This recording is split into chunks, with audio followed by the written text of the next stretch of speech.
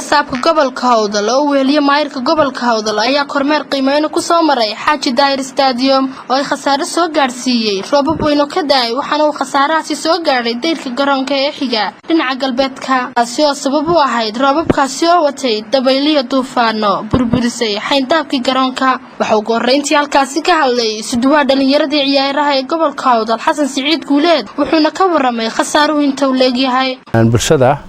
gobolka Hawdal waxaan warbixin ka siinayaa shalay toole nimcadii eebay noo keenay busqaanteedii waxa ay waxyeelaysay garoonkii Xaaji Daahir Stadium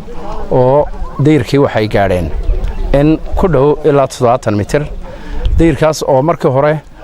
dhismuhu oo ka xumaa oo injineeradii dhisay ama qoladii kontraatka qaadatay aanay si qablaana u sameeyeen kadib roobkii shalay toole dabaylihiisii markii ay yimaadeen gidaarkii uu dhacay maantana ilaa shalayna ay maamulkii gobolku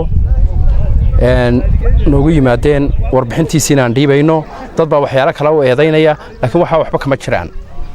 nimcada timi nusqanteedii umbataa noqotay waxa isaguna halkaasi ka hadlay maayirka degmada Boorame ee gobolka Hawdal Maxamed Xuseen Maydhane wuxuuna ballan qaaday inuu hagaajiyo gidaarka dumay wuxuuna ugu baaqay ganacsatada iyo qurba joogta iyo cid kasto danaynaysa dhalinyarada dib loogu sameyn lahaa garoonka qiimka garoonka inta qaybtan duntayna sida ugu dhaqso badan memberuga hawlgalaynaa degmahaana waxaan uga qabanaynaa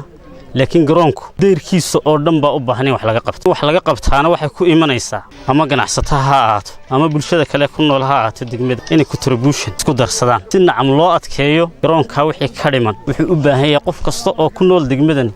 inuu wax la baxo intan duntaana mas'uuliyadeedu saaran sida ugu dhaqso badan wax uga qabanay barasaabka gobolka Hawdal Mustafa Cabdi Ciise Shiina Ducaale wuxuuna xusay in garoonka markii la sameeyay aan sidii dhismuhu ahaa loo dhisin balse uu jilicsanaa gidaarka garoonku barasaab Shiine oo arintaasi ka hadlay waa kan roobka daayay garoonkana Xaaji Daahir buu duminaya cidina ku beefkireen qasab waxa weeye intan duntay ma inta kale way dumaysaa haddana dumin xitaa waa inaan dawladda wax ka qaban weeye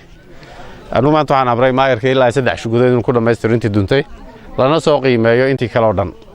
waxaan doonayaa garoonkaasi inuu 100 sano soo socdo dad maamulo ka naxayeen u dhiibnaan doonaynaa marka saas weeye qorshe ayagu waxaan rajaynaynaa insha Allah inaan garoonkan dhibaato dambe aan gaarin waanu ka shaqeynaa dadweynaha waxaan leenahay bal nala qabta Badar Caafi TV qaranka Boorama